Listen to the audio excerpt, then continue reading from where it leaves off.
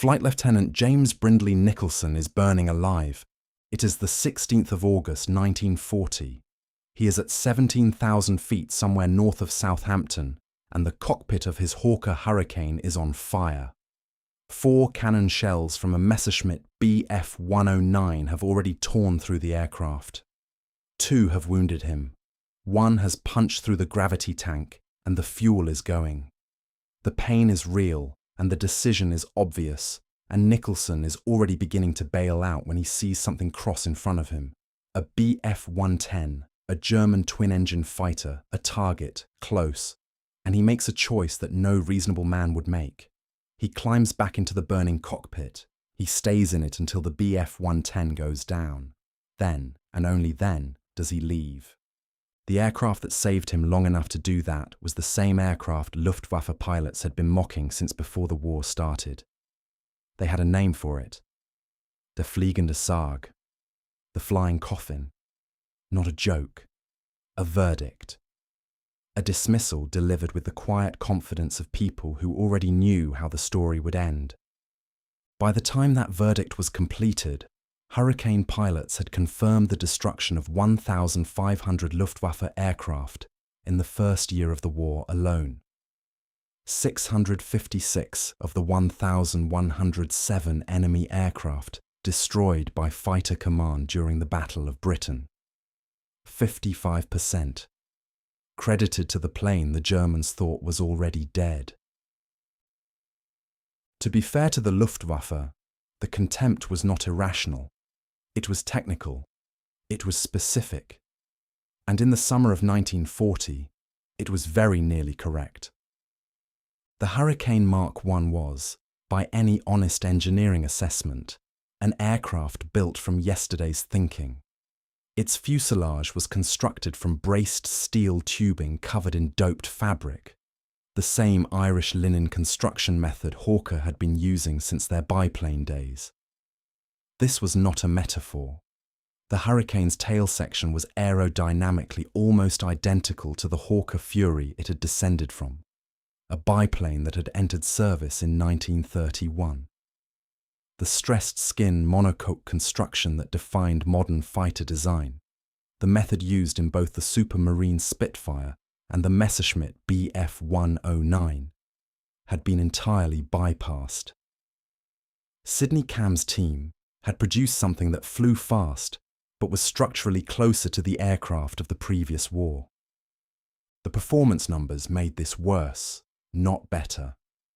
The Hurricane Mark I, powered by the Rolls-Royce Merlin III delivering 1,030 horsepower, achieved a top speed of 324 miles per hour at 15,600 feet, and frequently performed considerably below that figure under operational conditions.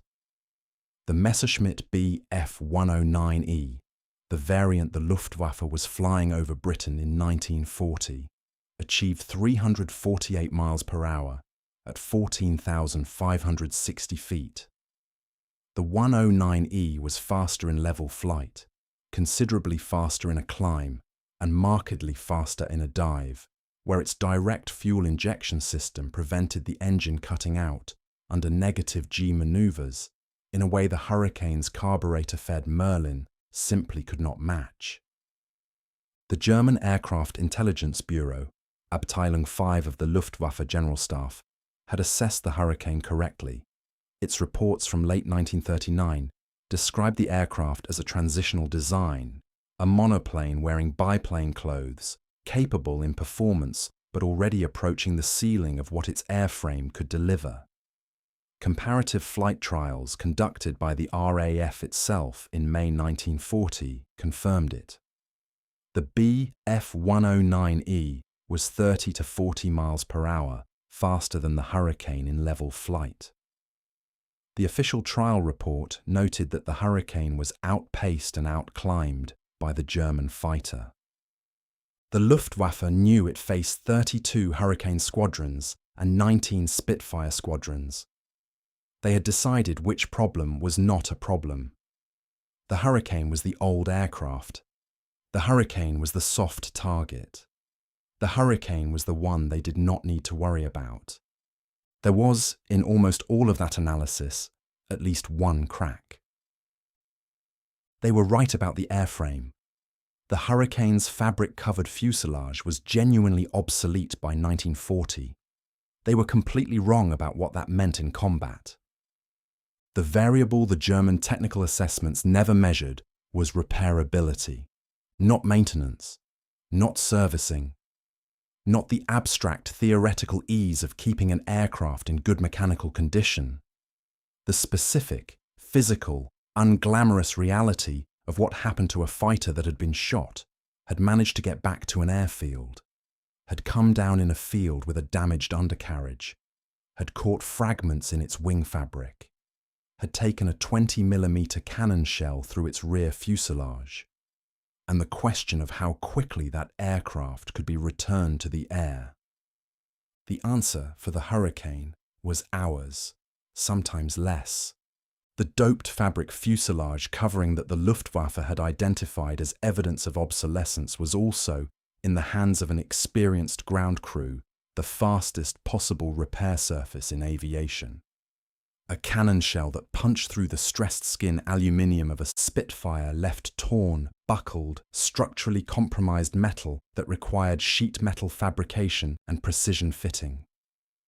The same shell, passing through the Hurricane's fabric tail, left a hole that a rigger could patch with doped canvas and field adhesive.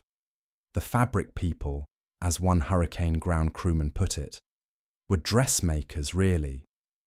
But those dressmakers could close a cannon hole in minutes and return an aircraft to service the same day. There was more. The Hurricane's wide-track undercarriage, 7 feet 11 inches between the wheel centres, compared to the Bf-109's knock-kneed fuselage-mounted gear, meant that the aircraft could operate from unprepared grass strips, improvised forward fields, and bomb-damaged airfields without the constant ground loop accidents that plagued the German fighter throughout its entire operational career. General Lieutenant Werner Funk, inspector of fighters for the Luftwaffe in 1939, described the 109's undercarriage as rackety and against the rules of statics, a design flaw that the German Air Force accepted because the 109's wings were too thin to contain a folding gear. Colonel Johannes Steinhoff later calculated that the Luftwaffe lost 11,000 of its 33,000 Bf-109s to takeoff and landing accidents. The Hurricane's wide undercarriage allowed it to work from the sort of fields the Bf-109 would have destroyed itself attempting to use. And there was a third thing, also absent from every German technical manual. The Hurricane's thick wing, derided as a drag liability by German engineers, provided a gun platform of extraordinary stability. 8 Browning .3 03-inch machine guns, each carrying 333 rounds, firing simultaneously from a convergence point of 250 yards, produced a cone of fire that the Luftwaffe's bomber crews described in terms that do not belong in any technical specification. The Hurricane was slower than the Bf-109. It was not the aircraft the Luftwaffe most feared, but the Heinkel He-111S, the Dornier Do-17S, the Junkers Ju-88S, the bombers that were supposed to break Britain. Those were Hurricane work, and Hurricane pilots tore them apart. On the 18th of May 1940, somewhere over northern France during the last organised resistance before the fall of Dunkirk, Hurricane pilots from No. 1 Squadron and No. 73 Squadron flew from dawn to last light against everything the Luftwaffe could put over the battlefield. At the end of that single day, RAF pilots claimed 57 German aircraft destroyed, with 20 more listed as probable. Luftwaffe records confirm 39 aircraft lost, bombers and fighters both. The Hurricane squadrons paid for it. 68 aircraft shot down or force crash landed in 2 days. 15 pilots killed, 8 taken prisoner, 11 injured.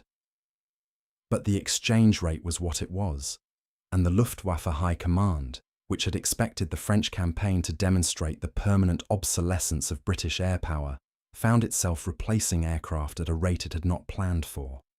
Flying Officer Edgar Cobber Kane of No. 73 Squadron, a New Zealander based at Rouvres, had by 7th May already become one of the RAF's first aces of the war.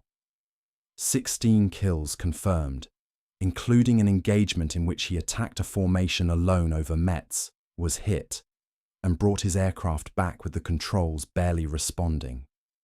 He was killed on 7th June 1940 in a low-level aerobatic manoeuvre over his own airfield, showing off after being ordered home to England. His kills stood. Flying Officer Les Clisby of No. 1 Squadron was an Australian who had developed a reputation for attacking formations at odds that his commanding officer, squadron leader Bull Hallahan, described privately as suicidal and publicly as magnificent. On May 12, 1940, during hurricane sorties supporting the attack on the Albert Canal bridges, the same day Hallahan himself was shot down and had to walk back to his unit. Clisby was credited with 6 aircraft in a single day, 3 Messerschmitt Bf-109s and 3 Henschel HS-126 reconnaissance aircraft. His total confirmed at the time of his death on May 15th stood at 19. He never received the DFC that had been awarded to him because the citation arrived after he had already gone down over Reims, his Hurricane trailing smoke and fire, a cannon shell from a Bf-109 behind him. He was 26 years old. His commanding officer believed the real total was over 20. These were not exceptional pilots doing things no Hurricane could do. These were pilots using the aircraft's actual properties, its turn radius, its 8-gun platform, its ability to absorb damage and return, to dismantle formations of aircraft that were, on paper, superior to it in almost every performance category. The third engagement needs no individual name to make the point, though it has one.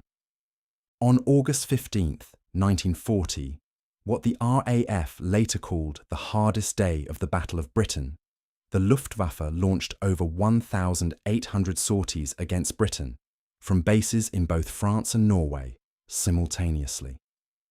It was the maximum effort. Every available aircraft, every available crew, the attempt to end the battle in a single coordinated blow. By nightfall, the Luftwaffe had lost 75 aircraft confirmed destroyed against 34 RAF losses. The Hurricane squadrons of 11 Group were central to every engagement in the south. The day's confirmed German losses, verified against post-battle crash site inspection and Luftwaffe quartermaster returns, represented the single heaviest one-day Luftwaffe loss of the entire campaign. At Luftwaffe headquarters the following morning, Hermann Göring issued revised orders. Bomber formations would no longer fly without fighter escort at all times. The aircraft Göring's pilots had been dismissing as obsolete had just reshaped his strategic doctrine. The archive is specific about this. The Imperial War Museum holds the operational records of Fighter Command for August 1940, including the daily summaries of claims assessed by post-battleground inspection. No. 85 Squadron's operational diary, covering the period from July through September 1940, records patrol activity, engagements, and kills with the flat, factual cadence of a document written by men too tired to dramatize anything. Patrol. Engagement. 1. Do-17 destroyed. Confirmed by observer on ground. Return to base. The National Archives at Kew hold AIR 27/629, the operations record book for No. 73 Squadron, covering the period from the Battle of France through the opening of the Desert War in North Africa.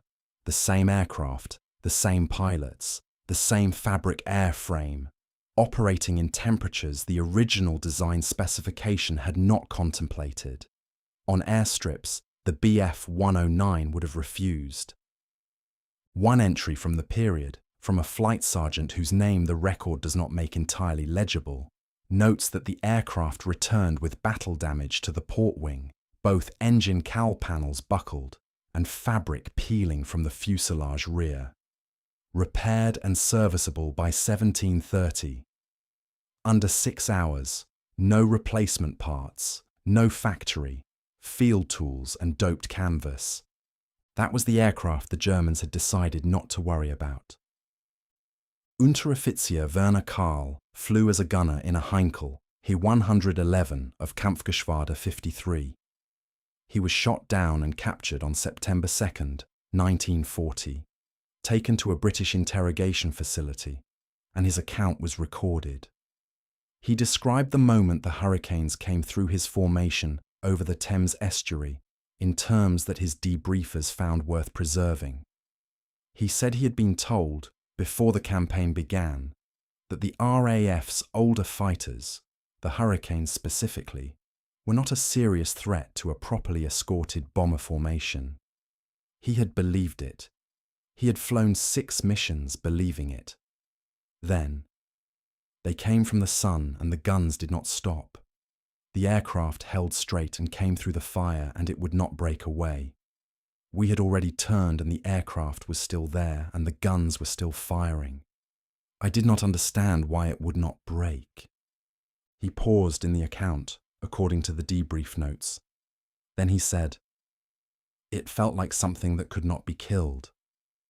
In August 1940, 3 weeks before Unteroffizier Karl was making that journey to a British prisoner facility, a ground crew sergeant at RAF Debden, his name does not appear in the record, which is itself a kind of justice, since this is a story about the people the records forget, signed off on an aircraft that had come back from a morning patrol with 3 separate cannon entry holes in the fabric fuselage rear, 1 cracked spar in the lower port wing, and a damaged undercarriage leg. He handed the aircraft back to the flight line in time for the afternoon scramble. The pilot who took it up that afternoon shot down a Heinkel He-111 of KG-53 over the Essex coast at approximately 1600 hours.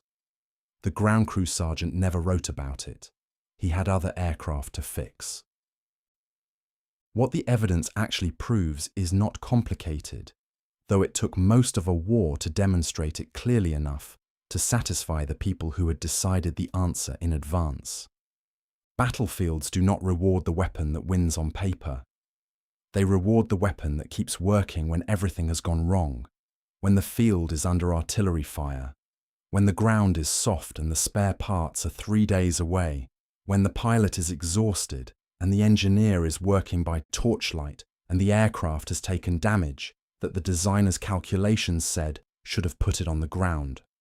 They reward the platform a tired crew can fix in the dark. The gun, a 6-man team, can move in 3 minutes.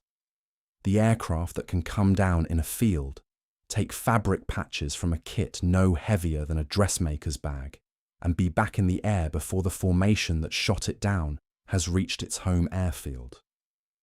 The Hawker Hurricane was slower than the Messerschmitt Bf-109. It was older in its construction methods. It was limited in the envelope of what its airframe could eventually become. None of that mattered in the fields of France, or over the Thames estuary, or in the desert where the temperature cracked the all-metal aircraft and the fabric ones kept flying. None of it mattered when the bomber formations that were supposed to break Britain found themselves flying into the convergence point of 8.303-inch Brownings held absolutely steady by an aircraft that was, at that moment, functionally unkillable. They had called it Der fliegende Sarg, the flying coffin. By the time 1,500 Luftwaffe aircraft had been confirmed destroyed, the name still stood. The only question was who it had turned out to belong to,